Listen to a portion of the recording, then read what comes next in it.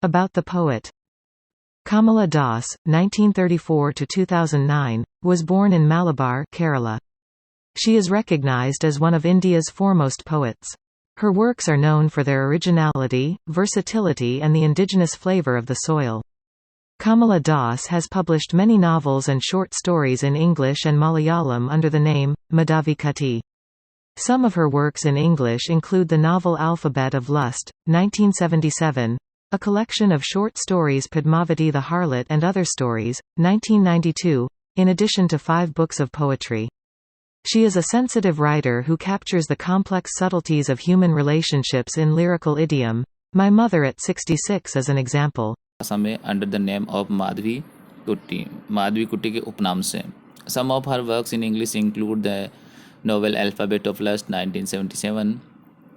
उनके जो काम है उनमें अपन शामिल कर सकते हैं अंग्रेजी के अंदर जो नोवेल है उपन्यास है अल्फ़ाबेट ऑफ लस्ट जो 1977 में पब्लिश हुआ. A collection of short stories Padmavati the harlot and other stories 1992 में पब्लिश हुई. In addition to 5 books of poetry, और इसके अलावा उन्होंने जो 5 कविताओं का एक संग्रह है वो भी लेके आए. उसके बाद में है she is a sensitive writer. वो एक सेंसिटिव राइटर हैं, यानी एक संवेदनशील लेखिका who captures the complex subtleties of human relationship in lyrical idiom.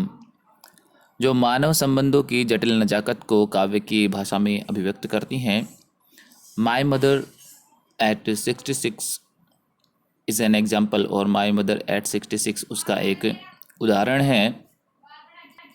Once the poet went to visit her mother. एक बार कवित्री अपने माँ के यहाँ जाती है. She was on her way back to the airport to return to Cochin. अपने रास्ते में होती है एयरपोर्ट के जो कोचिन वापस आ रही होती है. She looked at her mother who was seated beside her in the car. वो देखती है कि उनकी माँ कार में उनके पास बैठी हुई थी. Her mother had dozed off to sleep. उनकी माँ ऊँघ रही थी, सोने वाली थी. And her aging face, और उनका जो उम्रदराज चेहरा है was smoke in color like ash, वो राख की तरह है. Her mouth was open, उनका मुंह खुला हुआ था. And she resembled a dead body, और वो एक लाश की तरह प्रतीत होती थी. The poet realized, और कवित्री को यह रियलाइज़ हुआ, महसूस हुआ that her mother was old, कि उनकी माता जी वृद्ध हो चुकी हैं, बूढ़ी हो चुकी हैं. She felt pain, उनको काफ़ी पेन फील होता है. And sympathy for her, उनके लिए सहानुभूति भी होती है. Her mother needed love, उनकी माँ को आवश्यकता थी लव की, प्यार की, अफेक्शन, स्नेह की. एंड केयर, और केयर की उनको बहुत ज़्यादा आवश्यकता थी. In order to come out the gloom, उदासी से बाहर आने के लिए the poet shifted her glance, उन्होंने अपने ग्लांस को शिफ्ट किया, दूसरी तरफ देखा. Looked out of car's window, गाड़ी की विंडो से बाहर देखा. There she saw young trees pass by, उन्होंने यंग ट्रीज़ को गुजरते हुए देखा. Little children were running out of their house, से छोटे बच्चे अपने घरों से बाहर निकल रहे हैं. टू द प्ले ग्राउंड, खेल के मैदानों में जाने के लिए. These things were contrary to the ageing face, और काफ़ी कॉन्ट्रेरी है एजिंग फेस की तुलना में जो उनकी माँ का चेहरा है. दे सिम्बलाइज्ड एनर्जी, और ये पेड़ हैं वो किसका प्रतीक है? एनर्जी का, लाइफ का एंड हैप्पीनेस का प्रतीक है. तो काफ़ी कॉन्ट्रास्टिंग आइडिया यहाँ से व्यक्त होता है, क्योंकि जो पहला स्टेंजा है उसमें काफ़ी नेगेटिविटी होती है, और जो ये स्टेंजा अपन देखते हैं इसमें जो सकारात्मक विचार हैं, पॉजिटिविटी है, वो अपने को दर्शाई जाती हैं. और ज़िंदगी है पेड़ों की तरफ बहुत जल्दी चली जाती हैं. उसके बाद में हम पढ़ेंगे एज दे रीच्ड, जैसे ही वो पहुँचे एयरपोर्ट पे. And the poet was about to leave for the airplane. She glanced at her mother once more time, उन्होंने एक बार अपनी माँ की ओर वापस देखा. Her mother appeared weak and pale just like the moon in the winter season. जिस तरह सर्दियों में चंद्रमा हो जाता है वीक और पेल हो जाता है, उनकी माँ की भी स्थिति वैसे हो जाएगी. का प्रतीत होता है to have lost all its strength, उन्होंने अपनी सारी शक्ति गंवा दी हैं. The poet felt the pain and fear of losing her mother, उनको ये दुख और डर है कि वो अपनी माँ को खो न दे, ऐसा वो अनुभव करती हैं. She was reminded of her childhood, तो बचपन की चीज़ उनको याद आती है. When she use to fear losing her mother, जब उन्हें डर लगता है कि कहीं वो अपनी माँ को ना खो दें. एज ए चाइल्ड, एक बच्चे के रूप में, she could not bear to be separated from her mother even for a few minutes, यहाँ तक कि एक बच्चे के रूप में वो ये सहन नहीं कर सकती कि वो अपनी माँ से अलग हो जाए, चाहे से थोड़ी देर के लिए ही हो. Now the loss would be permanent, अब जो लॉस होगा परमानेंट होगा, as her mother was about to die, क्योंकि जब उनकी माँ मरने वाली है, and she would lose her forever, वह उन्हें हमेशा के लिए खो देगी। The poet did not express her feelings, वो अपनी फीलिंग्स को एक्सप्रेस नहीं करती है। सी स्माइल्ड, वो मुस्कुराती हैं, एंड सेड, और कहती है, सी यू सून अम्मा, जल्द मिलेंगे अम्मा। बिकॉज शी वांटेड दैट, क्योंकि वो चाहती है हर मदर शुड लीव, जीती रहे, जिंदा रहे, and they could meet again, और वो दोबारा मिलते रहें। अब बढ़ते हैं हम फिगर्स ऑफ स्पीच की तरफ। सिमिली का यूज़ किया गया है। ये लाइन है, her face ashen like that of a corpse, में सिमिली का यूज़ हुआ है। I looked again at her wan pale as a late winter's moon. यानी इस पूरी कविता में ये दो लाइन है जहाँ पे सिमिली का यूज़ किया गया है। सिमिली को हिंदी में उपमा अलंकार कहा जाता है। उसके बाद में बात करें तो मानवीकरण का यूज़ किया गया है, जिसे अंग्रेजी में पर्सोनिफिकेशन कहते हैं, और वो किया गया है यंग ट्रीज़ का, और उन्हें एट्रीब्यूट किया जाता है जैसे कोई स्प्रिंटिंग का एक्शन हो, जिस तरह से कोई धावक दौड़ लगाता है उस तरह से। This personification adds a sense of liveliness and movement to the scenery, contrasting with the stillness and ageing of her mother.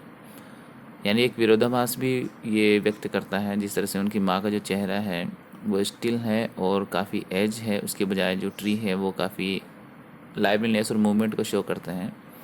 उसके बाद में रिपीटिशन का यूज़ हुआ है, पुनरावृत्ति यूज़ हुई है, और वो हुई है स्माइल में, at the end of the poem, वहाँ पे यूज़ किया गया है। और ये हाईलाइट करता है कॉन्फ्लिक्ट को between the external display of happiness and the internal जो सैडनेस होती है, उनके बीच में ये एक कॉन्फ्लिक्ट है, एक तरह से द्वंद्व है। पोइट अपने जो दुख दर्द है, ट्रू फीलिंग्स हैं, उनको हाइड करती है, इसलिए जो स्माइल है उसका रिपीटेशन किया गया है। स्माइल, स्माइल एंड स्माइल, 3 बार यहाँ पे रिपीटेशन हुआ है इसका। उसके बाद में इंजैम्बमेंट है, और इंजैम्बमेंट हम पहले भी पढ़ चुके हैं। The poem uses enjambment which means that a sentence और phrase continues on to the next line without punctuation.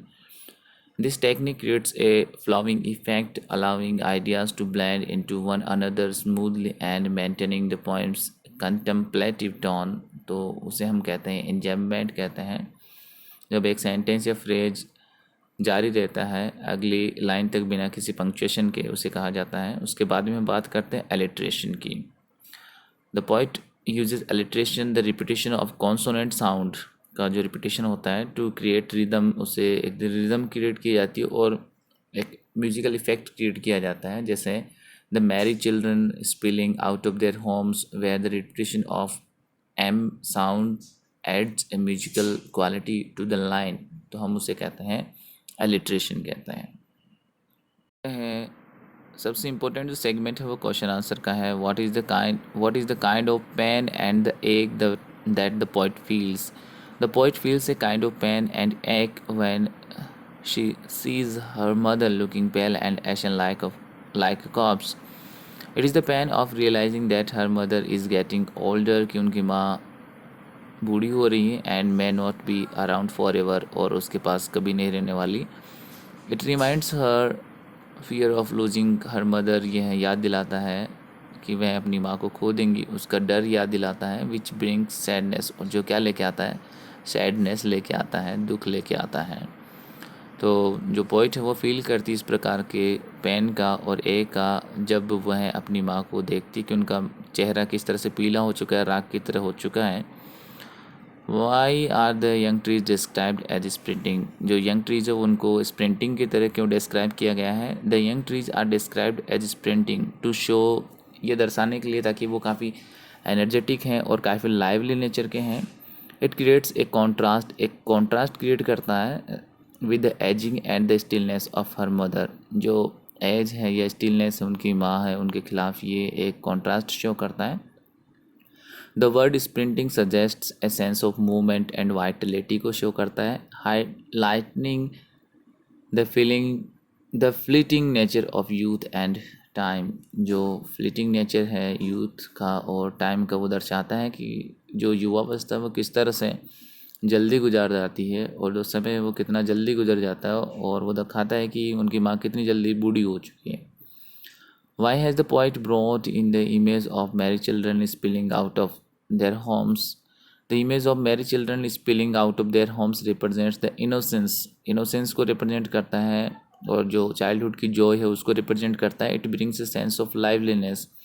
एक liveliness का जो sense है और जो happiness का जो सीन है उसको ये ब्रिंग करता है, लाता है. The poet brings this image to distract herself. खुद को डिस्ट्रैक्ट करने के लिए, ध्यान भंग करने के लिए वह इस इमेजरी का यूज़ करती हैं, क्योंकि जब वो अपने माँ के चेहरे की तरफ देखती है जो काफ़ी बूढ़ी हो चुकी है तो उन्हें सैडनेस का अनुभव होता है, और इसी को दूर करने के लिए वो बाहर देखती है, गाड़ी से बाहर देखती है, और उनका जो फोकस होता है सिंपल प्लेजर्स ऑफ लाइफ पे होता है.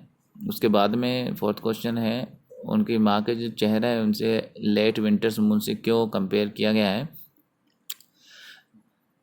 क्योंकि because the moon in late winter appears pale and wan. क्योंकि जो मून है वो सर्दियों में पेल और वैन प्रकट होता है, और यह सिंबलाइज करता है कि the mother's ageing and frailty, कि उनकी माँ की जो उम्र है वो, और जो फ्रेलिटी काफ़ी वो दुबली पतली होती जा रही है, वो वीकनेस है उसको रिप्रेजेंट करता है, उसका ये प्रतीक है. It also evokes a sense of coldness, का जो सेंस है उसको इवोक करता है. And approaching end of A season, जिस तरह से किसी सीजन का एंड होता है उसी तरह से. रिफ्लेक्टिंग द पोइट्स फियर, और वो रिफ्लेक्ट करता है पोइट्स के फियर का. एंड रियलाइजेशन ऑफ मॉर्टैलिटी, और हमें इसकी अनुभूति होती है कि हम कितने मॉर्टल हैं, नश्वर है, हमारा नाश होगा. जो इस धरती पे आए उसको एक न एक दिन जाना ही होगा. तो इस तरह से वो कंपेयर करती हैं. उसके बाद में है what do the parting words, यानी विदा होते समय कौन से शब्द कहे गए थे, और वो उनकी स्माइल वो किसको सिग्निफाई करती है. The parting words of the poet see you soon Amma and her smile signify her attempt, signify करती है उनके अटेम्प्ट को to hide her true feelings, की वो अपनी जो ट्रू फीलिंग्स होती है, सैडनेस होती है और जो डर है उसको किस तरह से वो छुपाती हैं. She doesn't want her mother to see her pain, वो नहीं देखना चाहती अपनी माँ को पेन के अंदर. So she puts on a cheerful facade, तो वो काफ़ी चेयरफुल होकर ये स्माइल करती हैं. The smile represents her effort to remain positive, ताकि वो पॉजिटिव रहें, मेंटेन कर सकें ए सेंस ऑफ नॉर्मेलिटी का. इवन दाउ, यद्यपि deep down she feels an ache and sadness.